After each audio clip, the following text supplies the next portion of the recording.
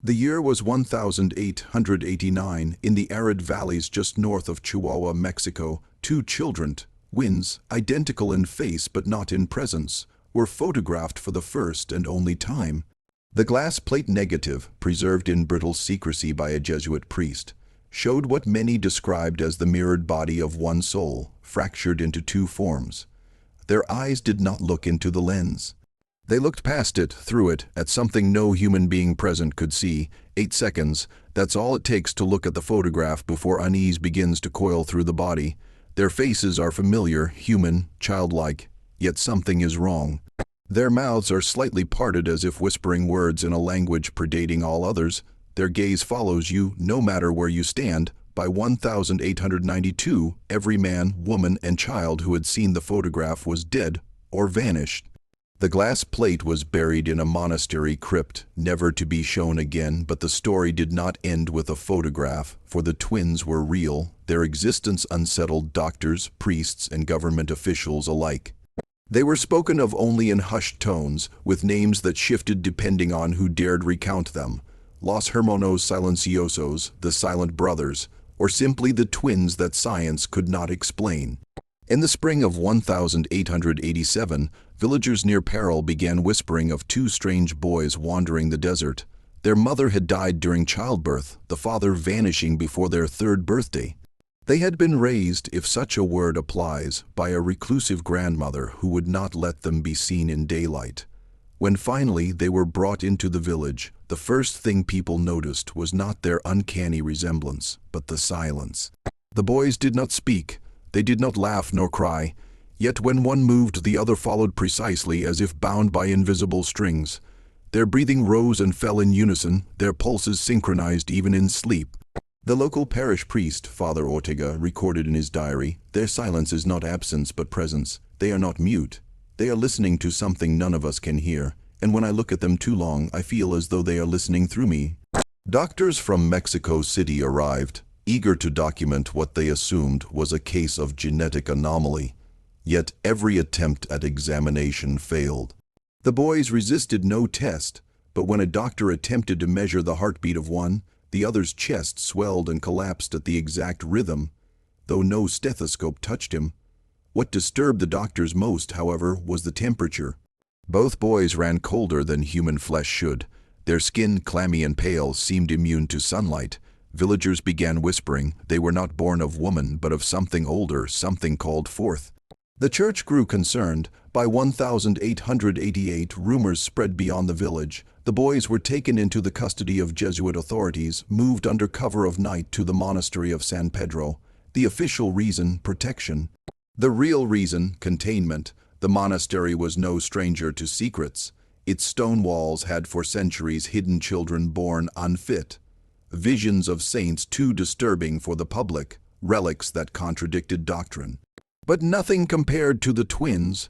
Monks who passed them in the courtyard confessed strange sensations, dizziness, intrusive memories, sudden nosebleeds. The twins rarely touched anyone, but when they did, visions would consume the afflicted. Memories not their own, landscapes no one had walked, screams in languages that had never been spoken aloud. In an unsigned letter later discovered in Rome, a monk described one midnight scene. They sat cross-legged in their cell, facing one another, motionless. Their lips moved without sound, but the torches sputtered, the walls sweated, and the air itself seemed to ripple as if the stone were breathing. I fell to the ground in terror, clutching my chest, for I felt my own heart beating in time with theirs. Science came once more to test them. Measurements, skull shapes, blood samples, but nothing explained what was happening. Their blood clotted too quickly, their eyes dilated in absolute darkness, and whenever a needle pierced one twin's skin, a drop of blood welled in the same place on the other. The Jesuits debated quietly. Were these children a divine sign, or an ancient error best erased from the record? In 1889, a traveling German anthropologist named Wilhelm Krause arrived at the monastery. Fascinated by rumors of the unexplainable twins, he begged the Jesuit order to allow a photographic record. Reluctantly, they agreed, but only under strict conditions. The boys would not be named. The negatives would be kept by the church, The image was captured at dusk under dim natural light. Cross prepared the plate, steadied his hands, and opened the shutter. What emerged on the glass stunned him. The twins appeared sharper, clearer than the monks who stood beside them. Their figures seemed etched in unnatural precision, as if the camera saw them more fully than the eye ever could. But it was their eyes, the way they stared past the camera, unfixed yet piercing, that unsettled even the hardened anthropologist. He noted in his journal, "They do not see me. They do not see anything here. They see elsewhere." When the monks developed the photograph, the room grew unbearably cold. Wax dripped too quickly from candles. The edges of the image warped in a way no chemical process could explain. By the next morning, 3 novices who had viewed the plate were missing. They had walked barefoot into the desert, leaving no footprints behind. The photograph was immediately sealed in the monastery's crypt. Wilhelm Krause left Mexico weeks later, never publishing his work. His journal would resurface only decades later. Water damaged the last page, smeared with a single word: Holland's Willinge Hell twins. Until then, the twins had harmed no one directly. Their presence was strange, their silence unbearable, but they had not inflicted death. That changed in December of 1889. Brother Tomas, a young monk tasked with bringing food to their cell, was found collapsed outside their door. His face was twisted in terror, his hands clawing at his chest, as if trying to tear something out. He was dead, but no mark touched his body. The cause was declared heart failure. But those who had been with him hours earlier swore his health was perfect. That night, 2 monks claimed to hear voices whispering through the corridors. Not the boys' voices, they had never spoken, but the voice of Tomas himself. He called out in panic, gasping, begging for release. The whispers grew louder until they ended in silence, cut short, as though a hand had gripped his throat even in death. From that day, the monks avoided the twins. They left food on the floor, never crossing the threshold. They confessed that the boys' silence was no longer silence. It was hunger, waiting, watching. Father Ortega insisted they were not evil. He said their existence was a test, perhaps even a miracle, but others whispered of demons or worse, echoes of something far older than Christian scripture. It was then that Rome demanded reports, and the order was clear: the boys were to be studied further. In 1890, 2 physicians arrived from Mexico City with letters of authority from the state. Their intent was clear: scientific study with or without consent. Their notes reveal their plan to sedate one twin to observe whether the other would react. If the effects proved real, more invasive measures would follow, but the procedure never took place. On the appointed night, the twins sat quietly in their cell, cross-legged on the floor. The physicians prepared their instruments, their hands trembling. Then, without warning, one of the boys opened his mouth. It was the first sound they had ever made, not a word, not a scream, but a tone, low, resonant, vibrating through the stone walls. The sound was so deep it rattled the lungs of everyone in the room. One physician collapsed, vomiting. The other began clawing his own face until monks restrained him. The sound lasted only moments, yet it left every torch extinguished, every glass vessel shattered. The procedure was abandoned. The physicians fled the monastery that same night, refusing to speak of what they had witnessed. In their notes, found years later, one phrase was underlined 3 times. The sound did not come from the boy alone. It came from both, as if one throat carried 2 voices. From that day forward, the twins never attempted speech again. Buried within government archives in Mexico City lies a set of orphanage records from 1887, preceding the monastery's custody.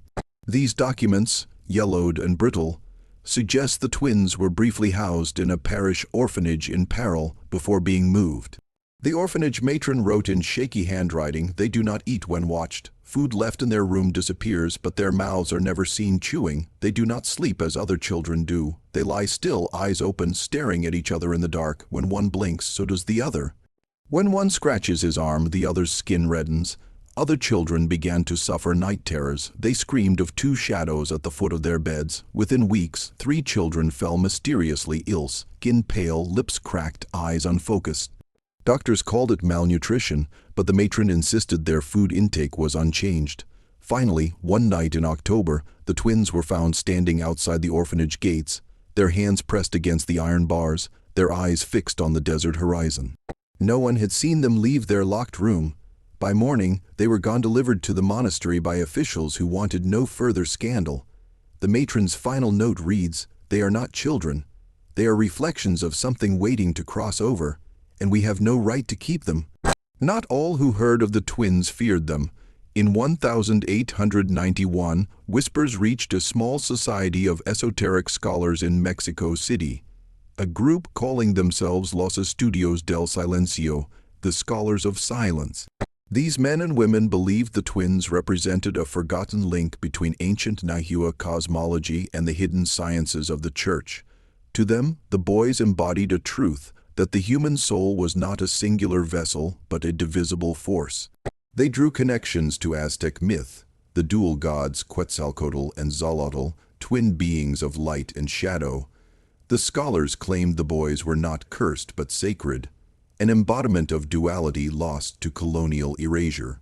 One surviving letter from a scholar named Ibarra states, "The Jesuits call them abominations, but they are not.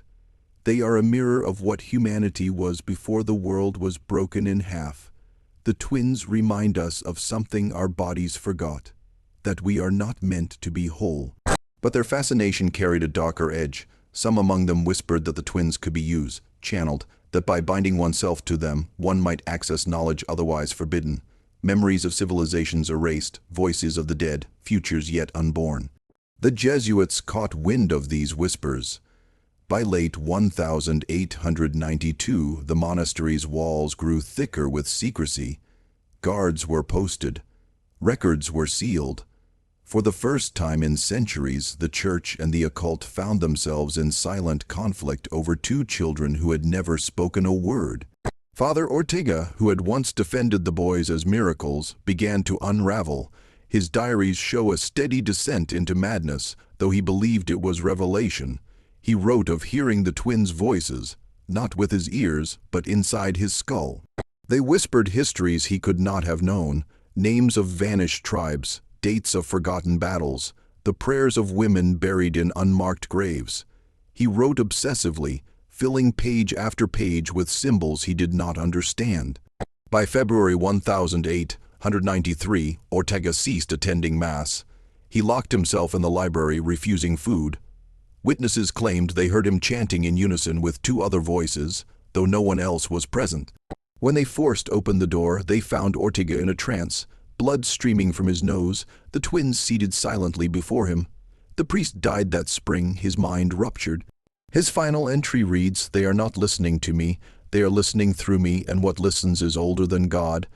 The Jesuit order, terrified of scandal, declared Ortega's death natural and erased mention of the twins from official records. But the whispers had already spread. While the Church sought to bury the twins' existence, the nearby villagers carried their own burden of memory. Oral accounts from the 1930s tell of sudden disappearances during the years the boys were hidden at San Pedro. Shepherds found flocks wandering untended, their owners vanished. A family of 5 was last seen walking into the desert at dusk, never returning.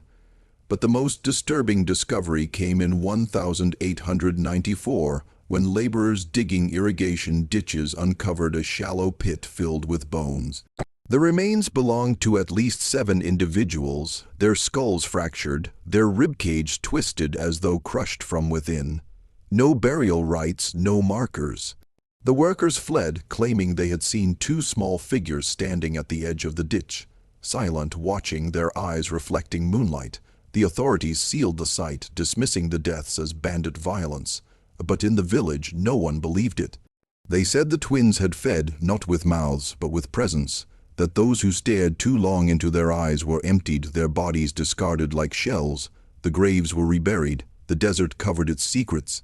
But the memory lingered in whispers, that the twins had never been children at all, but vessels of something unhuman, something called forth from a silence too deep to name. By 1895, the town of Peril lived in fear. Children whispered of 2 pale boys who appeared in their bedrooms at night, not entering through doors or windows but standing at the foot of the bed, motionless. Parents dismissed it as nightmares.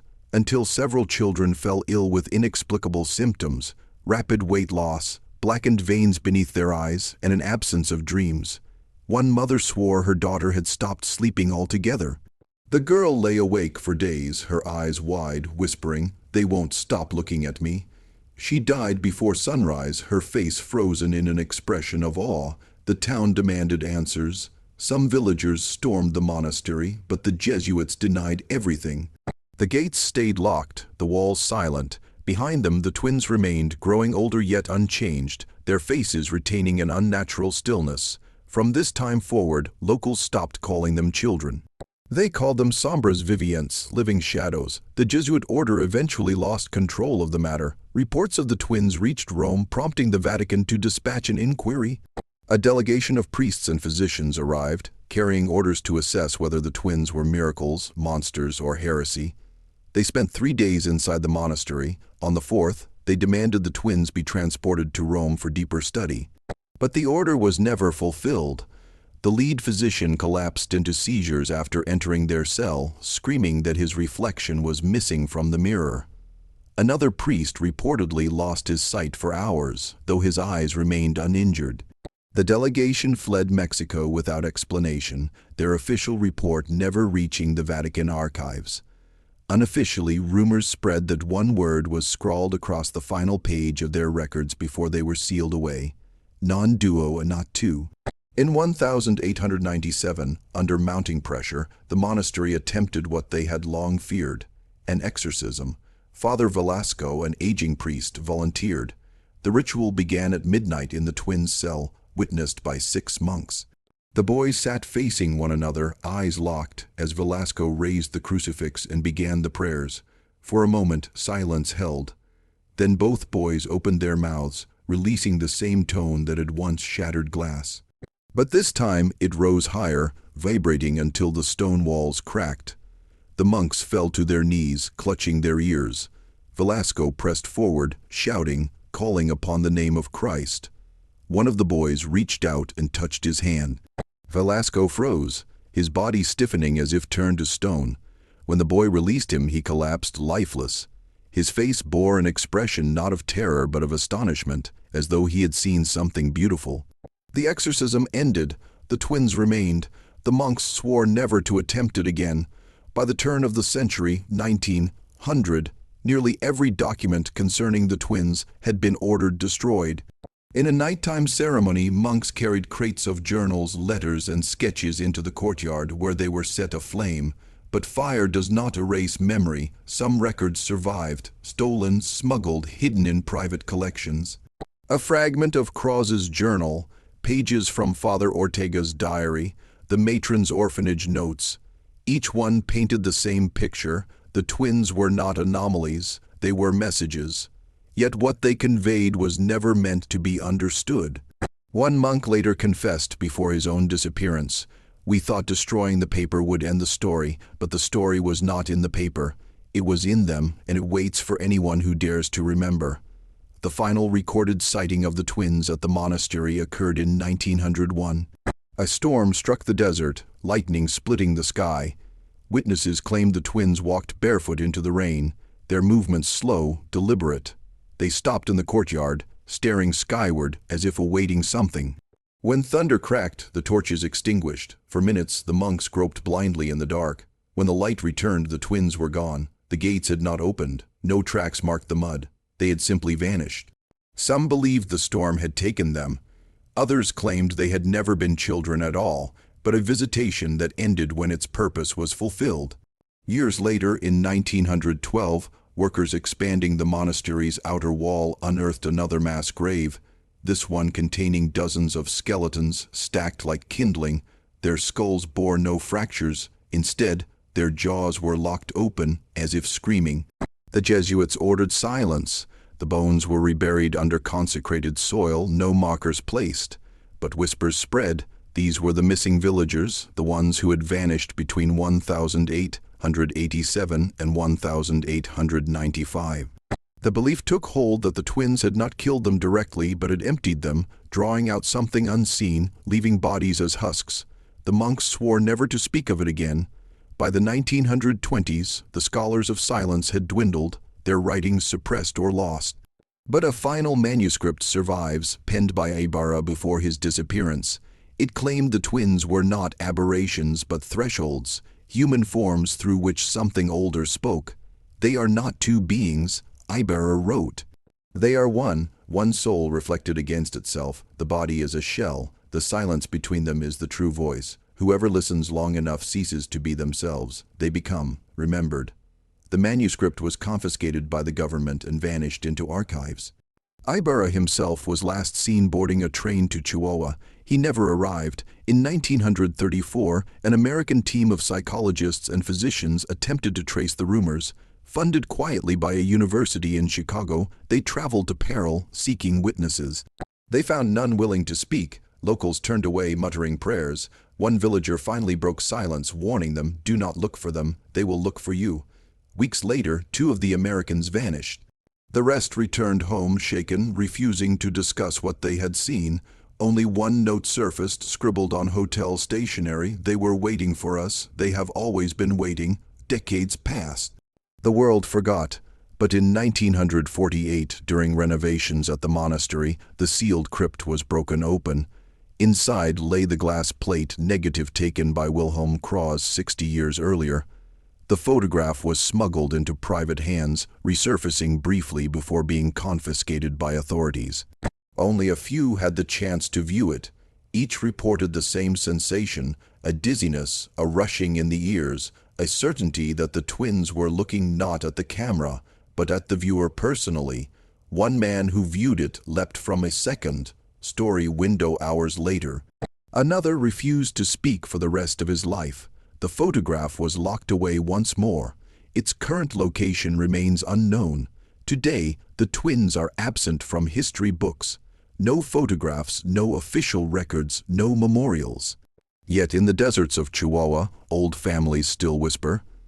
They say that at night, in the silence between thunder and rain, 2 figures can be seen standing on the horizon, facing each other, unmoving. They do not speak, they do not age, but those who look too long feel something stir within them.